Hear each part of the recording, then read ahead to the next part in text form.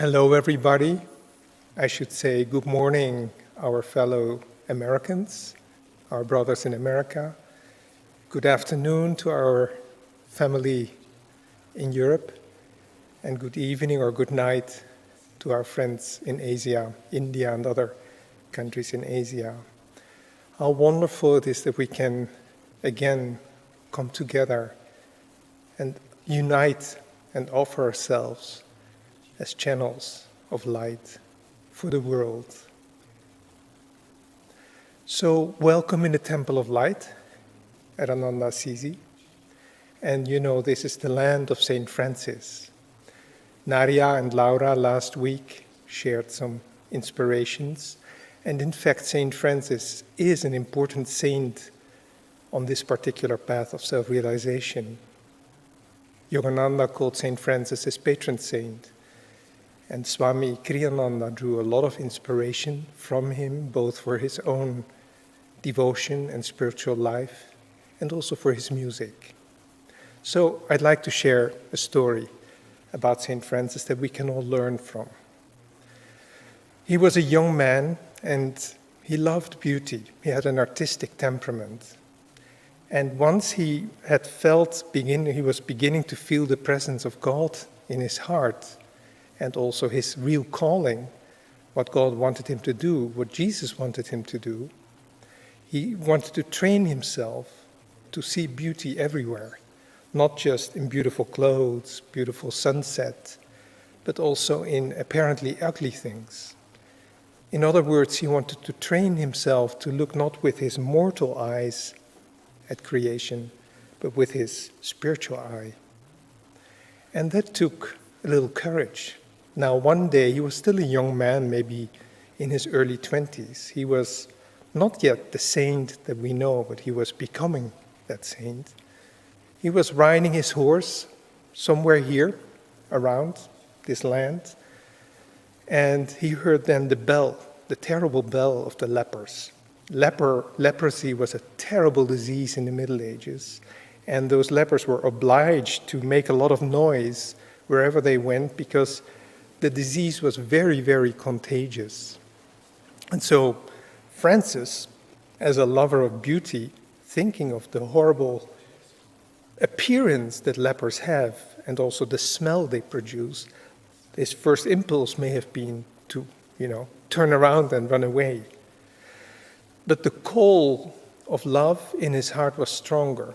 And so we don't know what went on in his soul, but it was something very powerful, and a lot of courage came to him. And he turned around and he approached the leper, got off his horse and kissed the leper. He took the leper's hands, which were probably completely disfigured, kissed the hands, embraced the leper, and acted as a channel of love. And so he could see God's beauty in the leper, but even more so, he could feel himself to act as a channel of that incredible power that he was beginning to contact inwardly more and more in his life, and that we all are trying to contact more and more inwardly in our lives as we are on our way of becoming truly warriors of light. So, you may ask yourself, how is it possible that with such a contagious disease that he didn't contract it, that he didn't become a leper? And I've been meditating on that, and the only answer that came to me was that he had so much prana, he probably did contract the disease. The bacteria, the germs probably jumped from the leper's body on his skin and into his lungs and everywhere. But his body was so filled with prana that the disease had no destructive power over his body. Now, there's another side to that, because I read in one of the sources, that Francis once confided to one of his brothers that actually all through his life, his body had been ill. He'd never enjoyed good health. Probably his lungs were not functioning well. I don't know exactly what it was, but there was a constant condition of disease, of illness. So what does that mean? Does it mean that he was ill? No, it means that his body was ill, and that through his devotion to God and Guru, to God and Christ, he was able to no longer identify with that body and to live in the joy and the freedom of his spirit, at least most of the time. This is important for us to realize, because we who want to be and who will be and who already are spiritual warriors, we believe and we know that the only real immune system that we can have is God himself. The stronger that power manifests in our body, the less we will be likely to become ill. But on the other hand, if we do become ill, and we are warriors of light, we have a strong connection already with God, then God will allow our bodies to have that illness, but he will also give us the strength to endure it, and maybe even to endure it with joy. So there's two sides to this. In both cases, the Spirit manifests. It can manifest through our willpower, and especially our practice of yoga, and even more especially through our practice of Yogananda's contribution to the science of yoga, which is the energization exercises. We can regularly massage our medulla oblongata, touch our spiritual eye, and feel and visualize and will a cosmic current to enter our bodies and strengthen it. And then through our hands, share that power with others. And another way of feeling God's our immune system as God's presence in our lives is to develop devotion to the Divine Mother. I remember many, many years ago, Swami had just finished writing a chapter from a book that he was writing. It was called The Hindu Way of Awakening. And he dedicated a whole chapter to the Divine Mother.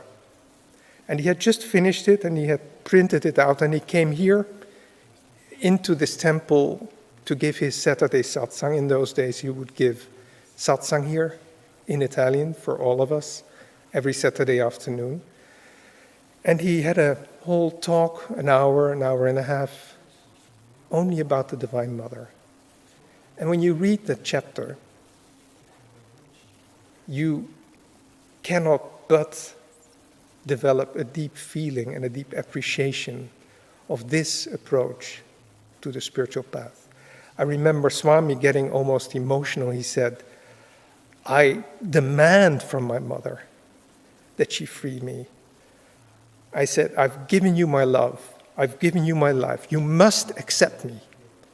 He was so strong in his devotion and in his total, unconditional faith that Divine Mother would give him exactly what he needed for his supreme joy and his supreme freedom.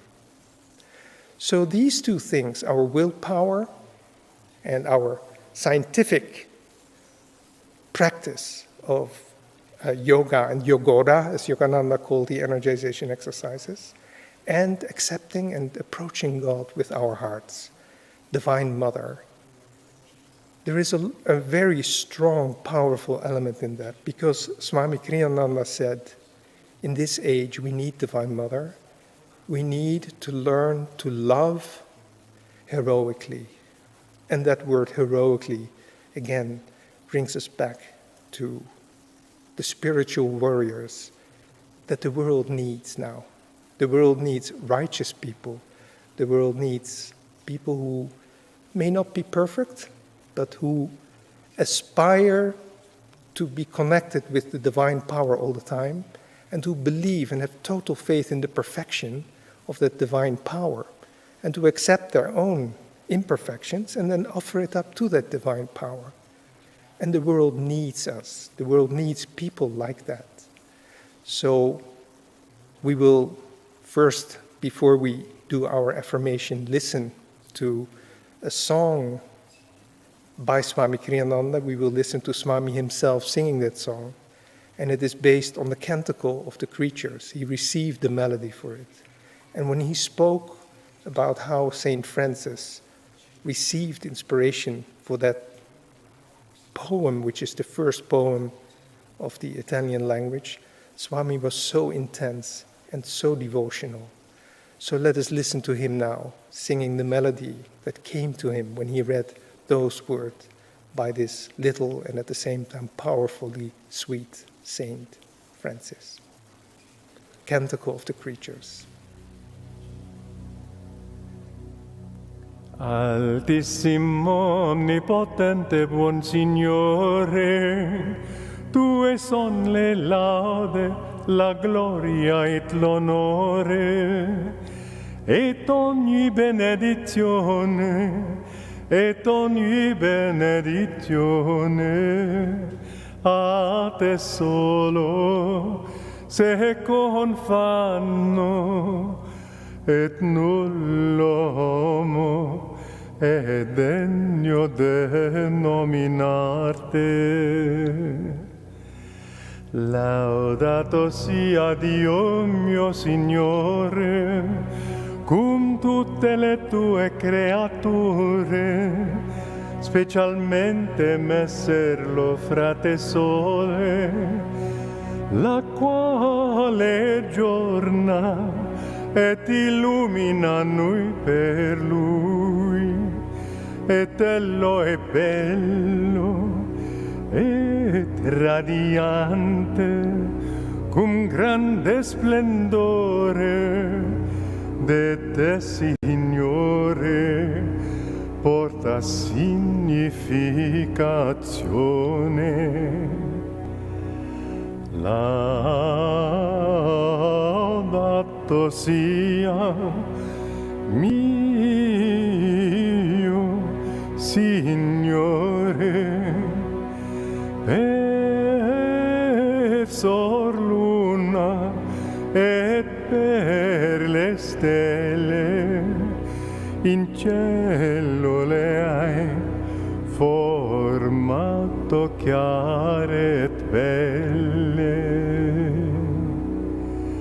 Laudato sia mio Signore,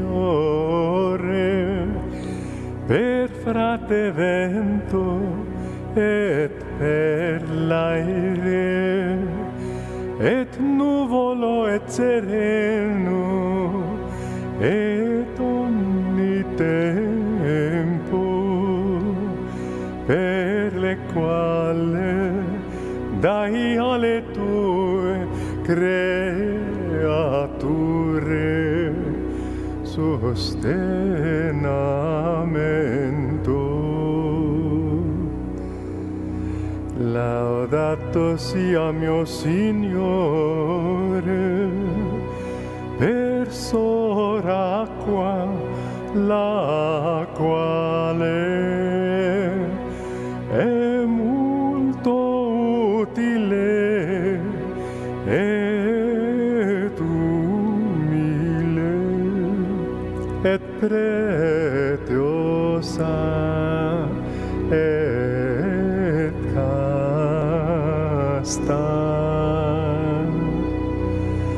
Laudato sia mio Signore, frate fuoco, per lo quale tu allumini la notte, et ello è bello, et giucundo, et robustissimo, et forte.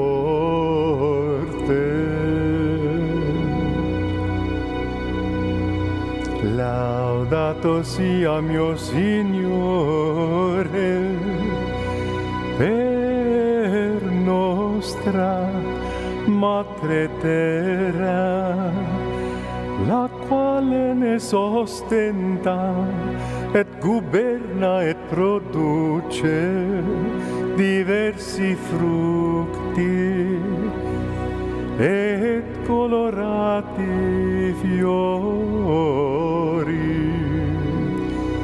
et erbe laudato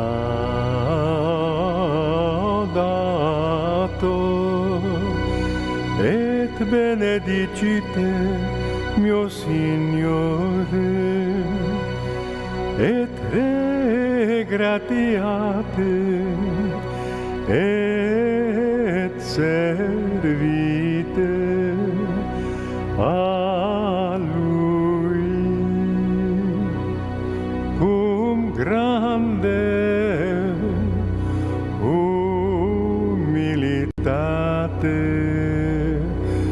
cum grande humilitate.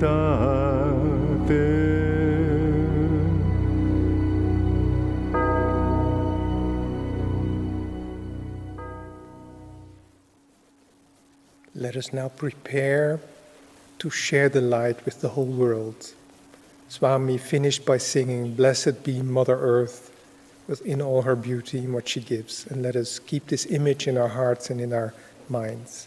Let's prepare by massaging our medulla with the 3 central fingers from both hands, 3 circles in one way, 3 in the other, and then you push back a little bit. You look up to the spiritual eye. You relax, and let's do it one more time. Just look up into the spiritual eye. Empower your willpower, the willpower of the warrior, and relax. Now let's tense our body gradually until it vibrates low, medium, high tension. Hold the tension, go even a little bit beyond, and then exhaling, relax gradually and completely. And let's do that one more time. And relax. Take a few seconds to feel the effect. Always be focused at the point between the eyebrows, center of your will and vision. And let's now also meditate on the light in our hearts and establish the connection between our heart's devotion and the spiritual eye. Let that light go up from the heart, through the spine, through the throat chakra, the medulla, and then focus at the point between the eyebrows.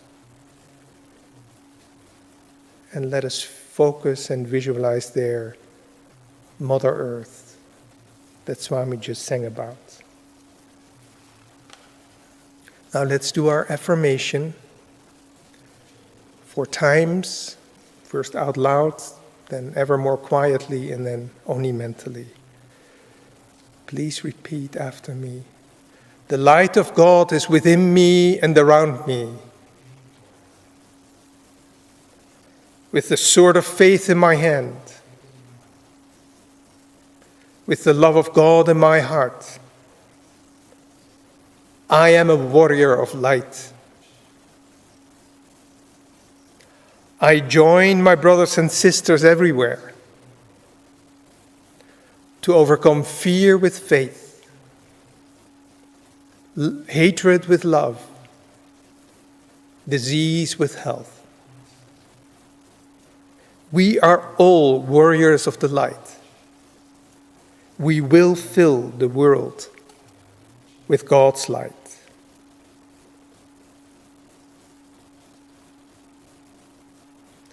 The light of God is within me and around me. With the sword of faith in my hand, the love of God in my heart, I am a warrior of light. I join my brothers and sisters everywhere to overcome fear with faith, hatred with love, and disease with health. We are all warriors of the light. We will fill the world with God's light. Now, very quietly, the light of God is within me and around me. With the sword of faith in my hand, with the love of God in my heart, I am a warrior of light. I join my brothers and sisters everywhere to overcome fear with faith, hatred with love, and disease with health. We are all warriors of the light. We will fill the world with God's light.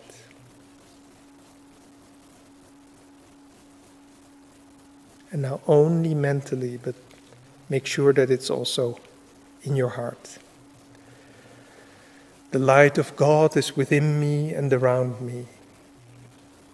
With the sword of faith in my hand, the love of God in my heart, I am a warrior of light. I join my brothers and sisters everywhere to overcome fear with faith, hatred with love, and disease with health. We are all warriors of light. We will fill the world with God's light. And let us now do so. Focus of the spiritual eye, visualize the whole planet in the expanding light that comes from that point of intuitive perception in our own hearts that Yogananda mentions in his poem Samadhi. And let's pray together. Divine Mother, thou art omnipresent, thou art in all thy children. Manifest thy healing presence in all bodies, in all minds, and in all souls. Stay focused at the point between the eyebrows. Keep your vision strong. And let's chant Om.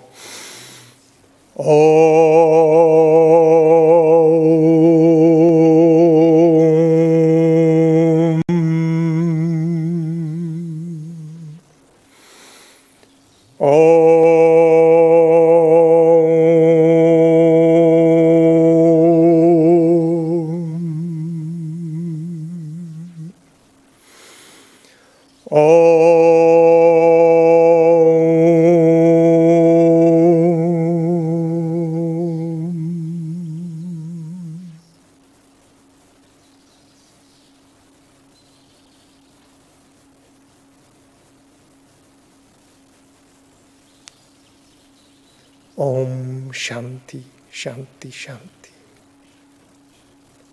Amen.